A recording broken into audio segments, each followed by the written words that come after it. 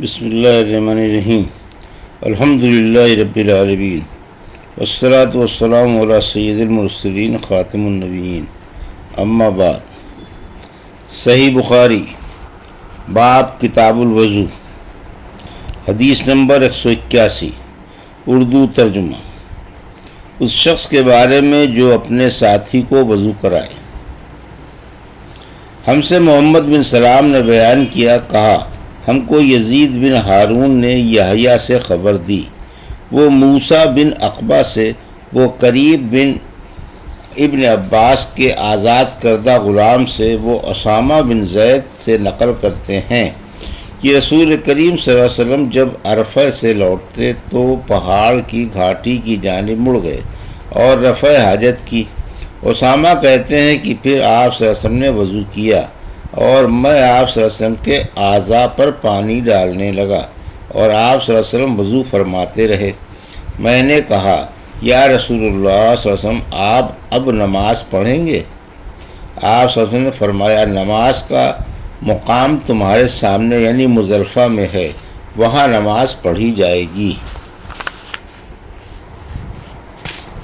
حدیث نمبر 182، اردو ترجمہ۔ ہم سے عمرو بن علی نے بیان کیا، انہوں نے کہا ہم سے عبد الوہاب نے بیان کیا، انہوں نے کہا میں نے یحییٰ بن سعید سے سنا، انہوں نے کہا مجھے سعد بن ابراہیم نے نافع بن جبیر بن مطعم سے بتلایا، انہوں نے عروہ بن مغیرہ بن شعبہ سے سنا، وہ مغیرہ بن شعبہ رضی اللہ عنہ سے نقل کرتے ہیں کہ وہ ایک سفر میں رسول کریم صلی اللہ علیہ وسلم کے ساتھ تھے، وہاں آپ رفع حاجت کے لیے تشریف لے گئے۔ جب آپ واپس آئے، آپ صلی اللہ علیہ وسلم نے وضو شروع کیا تو مغیرہ بن شعبہ آپ کے اعضائے وضو پر پانی ڈالنے لگے۔ آپ صلی اللہ علیہ وسلم وضو کر رہے تھے، آپ نے اپنے منہ اور ہاتھوں کو دھویا، سر کا مسح کیا اور موزوں پر مسح کیا۔ حدیث نمبر 183، اردو ترجمہ۔ بے وضو ہونے کی حالت میں تلاوت قرآن کرنا وغیرہ جائز ہے، ان کا بیان۔ منصور نے ابراہیم سے نقل کیا ہے کہ حمام غسل خانے میں تلاوت قرآن میں کچھ حرج نہیں ہے، اسی طرح بغیر وضو خط لکھنے میں بھی کچھ حرج نہیں ہے۔ اور حماد نے ابراہیم سے نقل کیا ہے کہ اگر اس حمام والے آدمی کے بدن پر تہبند ہو تو اس کو سلام کرو، اور اگر تہبند نہ ہو تو سلام مت کرو۔ ہم سے اسماعیل نے بیان کیا، کہا مجھ سے امام مالک نے مخرمہ بن سلیمان کے واسطے سے نقل کیا، وہ قریب ابن عباس کے آزاد کردہ غلام سے نقل کرتے ہیں کہ عبداللہ بن عباس حصہ سر کا مسح کرنا کافی ہے،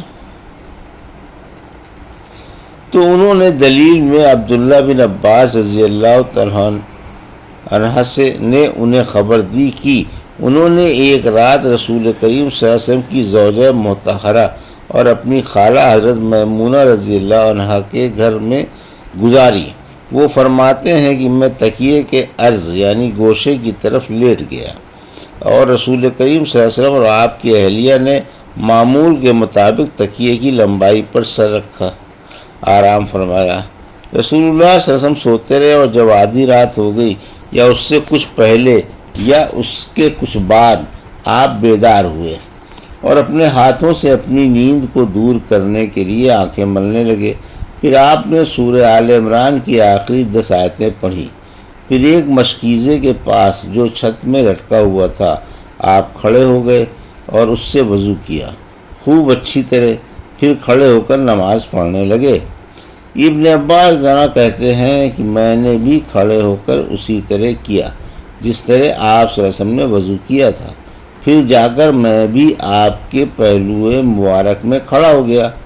آپ نے اپنا دائنا ہاتھ میرے سر پر رکھا اور میرا دایاں کان پکڑ کر اسے مروڑنے لگے، پھر آپ نے 2 رکعتیں پڑھیں، اس کے بعد پھر 2 رکعتیں پڑھیں، پھر 2 رکعتیں پڑھیں، پھر 2 رکعتیں پڑھیں، پھر 2 رکعتیں پڑھیں، پھر 2 رکعتیں پڑھیں۔ پڑھ کر اس کے بعد آپ نے وتر پڑھا اور لیٹ گئے۔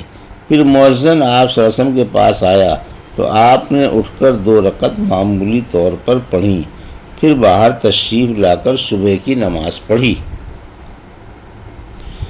حدیث نمبر 184، اردو ترجمہ۔ اس بارے میں کہ بعض علماء کے نزدیک صرف بے ہوشی کے شدید دورہ ہی سے وضو ٹوٹتا ہے، معمولی بے ہوشی سے وضو نہیں ٹوٹتا۔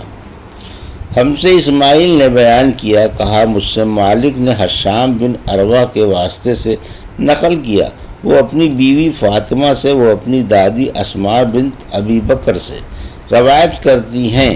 وہ کہتی ہیں کہ میں رسول اللہ صلی اللہ علیہ وسلم کی زوجہ محترمہ عائشہ رضی اللہ عنہا کے پاس ایسے وقت آئی جب کہ سورج کو گہن لگ رہا تھا اور لوگ کھڑے ہو کر نماز پڑھ رہے تھے۔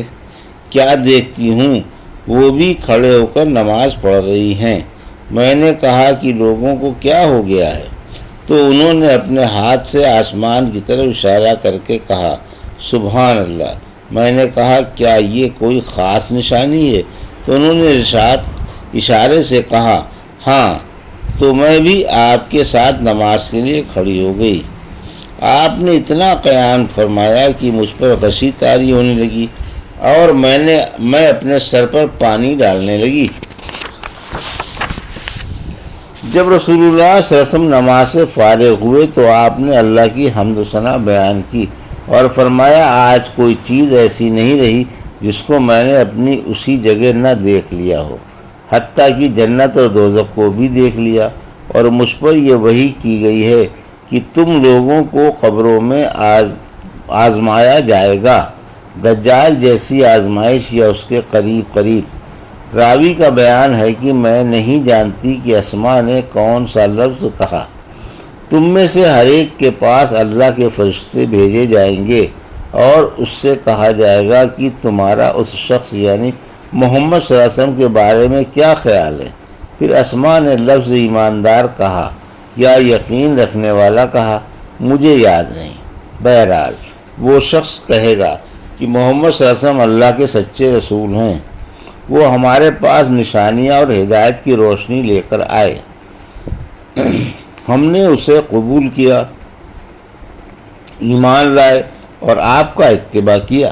پھر اس سے کہہ دیا جائے گا کہ تو سو جا، درآں حالانکہ تو مرد صالح ہے اور ہم جانتے تھے کہ تو مومن ہے، اور بہرحال منافق یا شکی آدمی۔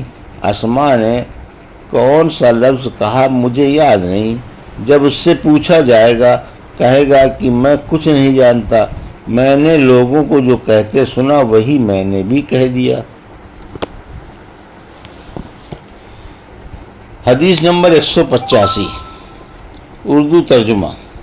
اس بارے میں کہ پورے سر کا مسح کرنا ضروری ہے، کیونکہ اللہ تعالیٰ کا ارشاد ہے کہ اپنے سروں کا مسح کرو، اور ابن مسیب نے کہا کہ سر کا مسح کرنے میں عورت مرد کی طرح ہے، وہ بھی اپنے سر کا مسح کرے۔